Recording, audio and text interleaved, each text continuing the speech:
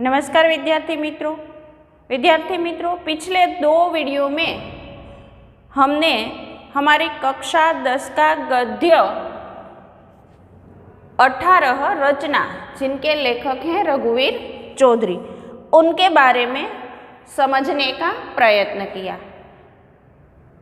हमने पिछले 2 वीडियो में जो पढ़ा, जो समझा, उसे थोड़ा याद कर लें। वीडियो में हमने ये समझने का प्रयत्न किया था कि जो ग्राम पंचायत थी, उस ग्राम पंचायत में वहाँ के जो सदस्य हैं पंचायत के, उसने कुछ घोटाला किया था और उस घोटाले के विरोध में ग्राम पंचायत के विरोध में गांव के कुछ पढ़े लिखे लड़के जो हैं, वो इन सदस्यों से कुछ प्रश्न करना चाहते थे और उसके लिए उसने आवेदन दिए थे, आवेदन पत्र भी दिया था। वो उपवास आंदोलन भी कर रहे थे और फिर भी सदस्य जो हैं उनको कुछ उत्तर नहीं दे रहे थे। आवेदन पत्र देने के बाद ग्राम पंचायत का जो चौकीदार है वो दरवाजे पर ताला लगाकर चला जाता है।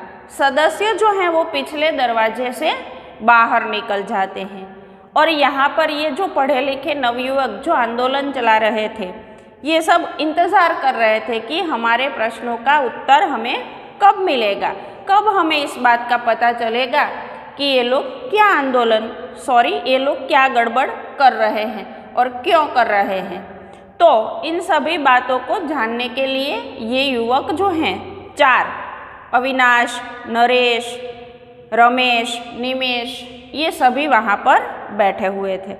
लेकिन पंचायत के सदस्य जो हैं वो उनके प्रश्नों का उन्हें कोई उत्तर नहीं देते। तो बाद में ये चारों गुस्सा हो जाते हैं और फिर क्या करते हैं, ये पिछले 2 वीडियो में हमने देखा। अब आगे, अविनाश रुक जाओ, मैं कहता हूँ रुक जाओ, तुम नहीं जानते हो कि तुम क्या कर रहे हो। निमेश, रमेश और नरेश, ये तीनों पंचायत पर पथराव करने लगते हैं, यानी पंचायत के मकान के ऊपर पत्थर फेंकते हैं। तो अविनाश जो है वो उसे कहता है कि रुक जाओ, तुम ये क्या कर रहे हो, ये तुम जानते नहीं हो, रुक जाओ वरना। नरेश, वरना क्या, तुम्ही ने तो हमें इसके लिए भड़काया था। तो नरेश कहता है कि रुक जाओ वरना क्या, तुमने तो हमें इनके लिए भड़काया था, तुमने तो हमें समझाया था कि हमें क्या करना है और क्या घोटाला हो रहा है। अविनाश, भड़काया नहीं था, जगाना चाहता था। अविनाश कहता है कि मैंने तुम्हें भड़काया नहीं था, बल्कि मैं तो तुम्हें जगाना चाहता था कि देखो क्या हो रहा है। शायद वह मेरी गलती थी, मुझे आपसे ऐसी उम्मीद नहीं थी। तो वो कहता है कि वो मेरी गलती थी, मैंने तुम्हें जो बताया, लेकिन मुझे तुमसे ये उम्मीद नहीं थी कि तुम लोग इस प्रकार पत्थर भी चलाओगे, यानी मुझे तुमसे ये उम्मीद नहीं थी। रमेश भाई, कम से कम आपसे तो, कहता है कि रमेश भाई कम से कम आपसे तो मुझे बिल्कुल ये उम्मीद नहीं थी कि आप ऐसा करोगे। रमेश, रुक कर, तुम यहाँ से जाओ, मैं जानता हूँ यह तोड़फोड़ देखकर तुम्हें दुख होगा, जाओ। तो रमेश कहता है कि तुम यहाँ से चले जाओ, तुम्हें ये तोड़फोड़ देखकर अवश्य दुख होगा, इसलिए तुम ये देख नहीं सकोगे, तो तुम यहाँ से चले जाओ। अविनाश, मैं इस प्रकार पलायन नहीं कर सकता। पलायन करना मतलब गायब होना या भागना। तो कहता है कि मैं यहाँ से पलायन नहीं कर सकता, यानी गायब नहीं हो सकता, भाग नहीं सकता। नरेश, निमेश, तो हमें साथ दो। निमेश कहते हैं कि जो तुम यहाँ से भाग नहीं सकते, पलायन नहीं हो सकते, तो हमारा साथ दो, तुम भी पथराव करो। नरेश, हाँ, हमसे तो ज़्यादा ताकतवर हो, आओ हाथ बटाओ। कहता है कि तुम मुझसे तो ज़्यादा ताकतवर हो, तुम भी हमें हाथ बटाओ, यानी तुम भी पथराव करो। तीनों जोर से पथराव शुरू कर देते हैं, टूटने फूटने की आवाज़ें आने लगती हैं। अब ये तीनों जोर जोर से पत्थर चलाने लगते हैं, चारों से टूटने फूटने की आवाज़ें आने लगती हैं। कार्यालय के दरवाजे के पास जाकर खड़ा रहता है, भले ही मुझको चोट लगे। तो अविनाश जो है वो कहता है कि आप लोग मेरी बात सुनना नहीं चाहते, जैसी आपकी मर्जी, और वो कार्यालय के दरवाजे के पास जाकर खड़ा हो जाता है और कहता है कि आप लोग अपना काम करो, चाहे मुझे चोट ही क्यों न लगे। रमेश, हम तुम्हें चोट नहीं पहुंचाएंगे, हम निशाना लगाना जानते हैं। तो रमेश कहता है कि हम तुम्हें चोट नहीं लगने देंगे, हमें निशाना लगाना आता है। निमेश, नरेश अविनाश को बचाकर पत्थर फेंकते हैं। फिर ये तीनों अविनाश को बचाते हुए पत्थर फेंकने लगते हैं। नरेश, हाँ हाँ, वे थोड़े ही हमारे दुश्मन हैं। नरेश कहता है कि हाँ हाँ, ये हमारे दुश्मन थोड़े ही हैं। पथराव चल रहा है, वही गोपी दौड़ती हुई आती है। अविनाश को सामने खड़ा देखकर चीख पड़ती है। पथराव शुरू है, ऐसे में गोपी दौड़ती हुई वहाँ आती है। अविनाश को पथराव करते हुए सामने देखकर वो चीख पड़ती है, क्योंकि ये लोग पत्थर चला रहे हैं, अविनाश उनके सामने खड़ा है। गोपी, ओह यह क्या, आप लोग अविनाश जी पर वार कर रहे हैं। गोपी कहती है कि ओह ये क्या, आप तो अविनाश पर वार कर रहे हैं। रमेश, नहीं, मकान पर। तो रमेश कहता है नहीं, हम अविनाश पर नहीं, मकान पर वार कर रहे हैं। नरेश, इन्हें समझाओ कि बीच से हट जाए। नरेश गोपी से कहता है कि तुम इसे समझाओ कि ये बीच में से हट जाए। गोपी, वे नहीं हटेंगे। तो गोपी कहती हैं कि अगर मैं भी कहूँगा तो भी ये बीच में से नहीं हटेंगे। निमेश, तो हमारे पत्थर भी, यानी वो कहना चाहते कि तो हमारे पत्थर भी नहीं रुकेंगे। गोपी, इन्हें चोट पहुँची तो। गोपी कहती है कि इनमें से एक आध पत्थर उसे भी लग गया तो। रमेश, हम कब कहते हैं कि ये चोट खाए। तो रमेश कहता है कि हम ये कब कह रहे हैं कि उन्हें चोट लगे, हम तो उन्हें बचाते रहेंगे, पर हो सकता है कोई पत्थर छटक कर। कहता है कि हम उसे पत्थर मारना नहीं चाहते, उसे चोट पहुंचाना नहीं चाहते, लेकिन कोई पत्थर छिटक कर उसे लग गया तो। गोपी, हाँ हो सकता है। तो गोपी कहती ये भी हो सकता है। अच्छा हो कि इसका लाभ मुझे भी मिले। आप तो सुरक्षित हैं, बुद्धिमान हैं, रुक जाइए। गोपी कहती हैं कि हाँ ये हो सकता है, अच्छा हो कि इसका लाभ मुझे भी मिले। आप तो सुरक्षित हैं, बुद्धिमान हैं, रुक जाओ। गोपी कहती है कि ऐसा करना ठीक नहीं है, रुक जाओ। गोपी उन लोगों के आगे इधर उधर चलती रहती हैं ताकि वे पत्थर न फेंक सके। अब अविनाश का साथ देने के लिए गोपी भी, ये तीनों जब पथराव कर रहे थे तो उसके आगे या पीछे चलने लगी ताकि ये लोग पत्थर मारना बंद करें, परंतु वे गोपी को बचाकर वार करने का मौका नहीं छोड़ते। लेकिन गोपी को और अविनाश दोनों को बचाकर ये लोग पत्थर फेंक रहे थे, मौका नहीं छोड़ते थे। अविनाश ऊंची आवाज से, इन्हें रोको मत गोपी, ये सुशिक्षित हैं। तो गोपी से अविनाश कहता है ऊंची आवाज से कि गोपी इसे रोको मत, यानी उसे पत्थर फेंकने दो, ये सुशिक्षित हैं, यानी कि पढ़े लिखे हैं, समझदार भी हैं, परंतु अब भी उन्होंने अपने हाथ से कुछ रचा नहीं। कहता है कि ये पढ़े लिखे हैं, सुशिक्षित हैं, समझदार भी हैं, लेकिन अब तक उसने अपने हाथों से कुछ रचा नहीं है, यानी कुछ बनाया नहीं है, किसी भी चीज़ की रचना नहीं की है। मुझे इस मकान से लगाव है। अविनाश कहता है कि मुझे इस मकान से लगाव है, प्रेम है, क्योंकि जब उनकी नींव तैयार हो रही थी तब मैंने स्वेच्छा से हाथ बढ़ाया था।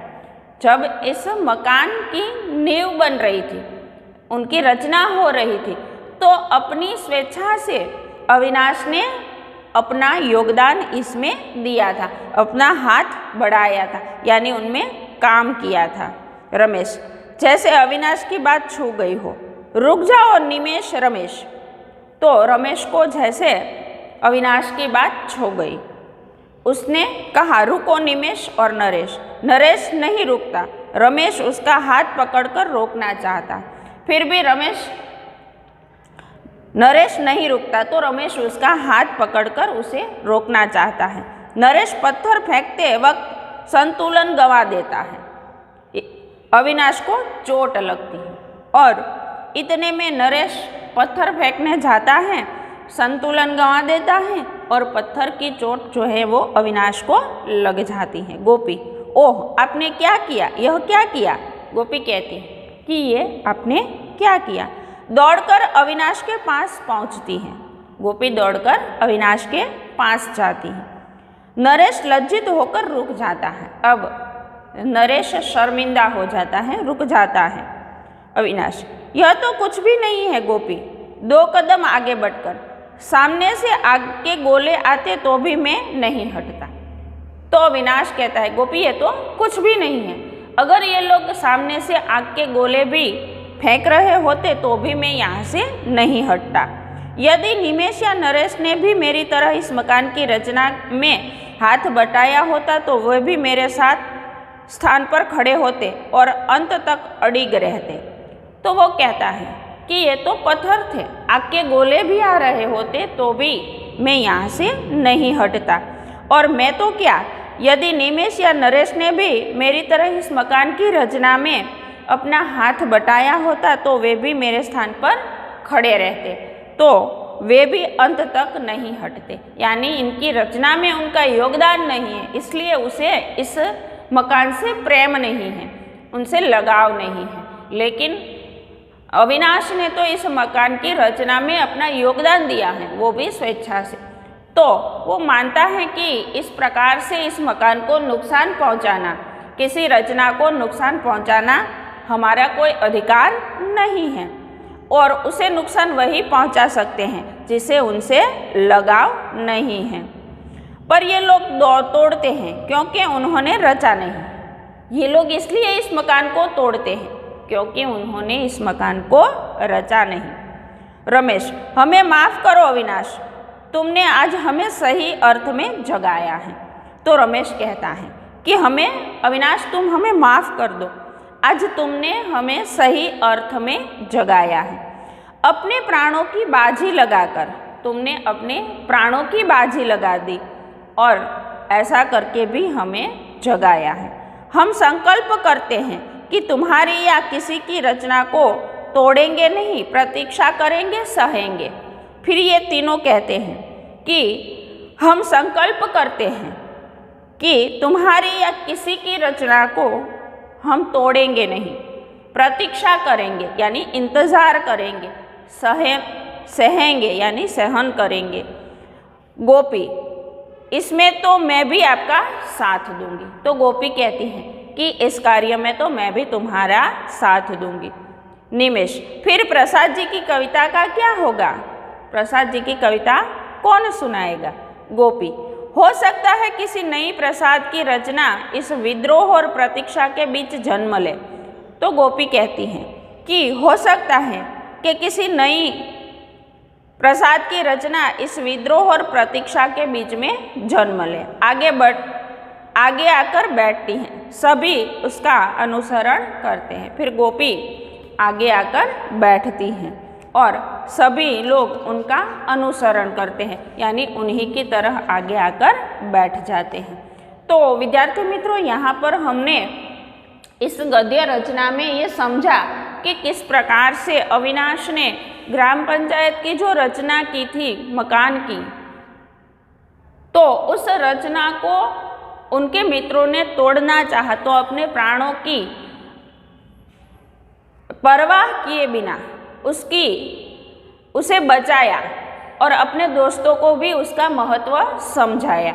तो इस गद्य से हमें ये सीख मिलती है कि हम अगर किसी भी रचना को बनाए और हम क्या कोई भी किसी भी प्रकार की कोई चीज़ जिनकी रचना हमने की हो या किसी और ने की हो, हमें उसे तोड़ने का कोई अधिकार नहीं है। हमें किसी भी प्रकार से किसी भी रचना को नुकसान नहीं पहुंचाना चाहिए। ये सबकी संपत्ति होती है और उनकी रचना में हमने योगदान दिया हो या न दिया हो, लेकिन हमें उसे नुकसान पहुंचाने का कोई अधिकार नहीं है। हाँ, ये बात सही है कि अगर कुछ गलत हो रहा है तो उसका विरोध भी करना चाहिए, लेकिन उनका विरोध करने के लिए उसे नुकसान पहुंचाना आवश्यक नहीं है। उनके कई कानूनी तरीके होते हैं, जैसे आवेदन पत्र देना, अनशन पर बैठना, शांत तरीके से अपनी मांगे रखना। तो ये सभी प्रकार से हम किसी भी चीज़ का विरोध कर सकते हैं, लेकिन किसी की बनाई हुई रचना को या अपनी खुद की बनाई हुई रचना को या हमने सहयोग देकर बनाई हुई किसी भी रचना को तोड़ने का हमें कोई अधिकार नहीं है। हमें कभी ऐसा नहीं करना चाहिए। हमें अपना विरोध भी करना चाहिए और अपनी चीज़ों को, अपनी रचनाओं को भी बचाना चाहिए। तो हम यहाँ पर लेखक हमें ये समझाना चाहते हैं। तो विद्यार्थी मित्रों, हमने ये गद्य को, मैं मानती हूँ कि आपने इस गद्य को अच्छी तरह से समझ लिया होगा। इस गद्य के जो प्रश्न हैं स्वाध्याय के, ये भी आपको लिखना है। यहाँ पर पहला प्रश्न है, निम्नलिखित प्रश्नों के नीचे दिए गए विकल्पों में से सही विकल्प चुनकर उत्तर लिखिए। तो इनमें 2 प्रश्न हैं, विकल्प एक, तो ये आपको अपनी बुक्स में लिखने हैं। उसके बाद यहाँ पर हमारा दूसरा प्रश्न है, निम्नलिखित प्रश्नों के एक एक वाक्य में उत्तर लिखिए। तो यहाँ पर ये 4 प्रश्न हैं। कविता क्या है, इस प्रश्न का गोपी क्या उत्तर देती हैं। इसके अलावा 3 प्रश्न और हैं, यानी एक एक वाक्य के 4 प्रश्न हैं। तो ये चारों के चारों प्रश्नों के उत्तर भी आपको अपनी बुक्स में लिखने हैं। फिर हमारा यहाँ पर तीसरा प्रश्न है, निम्नलिखित प्रश्नों के 2-3 वाक्यों में उत्तर लिखिए। तो ये भी 4 प्रश्न हैं, 2-3 वाक्य में 2 अंकों के लिए। तो ये भी आपको अपनी बुक्स में लिखना है। फिर है हमारा प्रश्न 4, चौथा प्रश्न, निम्नलिखित प्रश्नों के 5-6 वाक्य में उत्तर लिखिए। तो यहाँ पर भी ये 2 प्रश्न हैं, इनके भी उत्तर आपको अपनी बुक्स में लिखने हैं। फिर हमारा 5वां प्रश्न है, निम्नलिखित वाक्य किसने कहे हैं, लिखिए। तो ये वाक्य किसने कहे हैं, ये आपको लिखना है।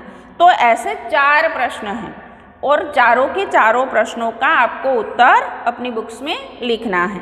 फिर है प्रश्न 6, आशय स्पष्ट कीजिए। कविता आत्मा की कला है, संवेदना का सौंदर्य। विद्यार्थी मित्रों, ये IMP प्रश्न है, बोर्ड में उसे पूछा जाता है। तो आपको ये प्रश्न खास अच्छी तरह से तैयार करके अपनी बुक्स में लिखना भी है और उसे पूरी तरह से तैयार भी करना है। फिर है निम्नलिखित शब्दों के विलोम शब्द लिखिए, यानी निम्नलिखित शब्दों के विरुद्धार्थ शब्द लिखिए। तो यहाँ पर ऐसे विरुद्धार्थ शब्द हैं जिनका आपको उत्तर अपनी बुक्स में लिखना है। तो ये आपका होमवर्क था और होमवर्क में 1 से 7 प्रश्न तक सभी प्रश्नों के अच्छी तरह से उत्तर आपको अपनी बुक्स में लिखना है। अगले विद्यार्थी मित्रों, आज के लिए इतना ही। अगले वीडियो में हम दोबारा मिलेंगे। अस्तु।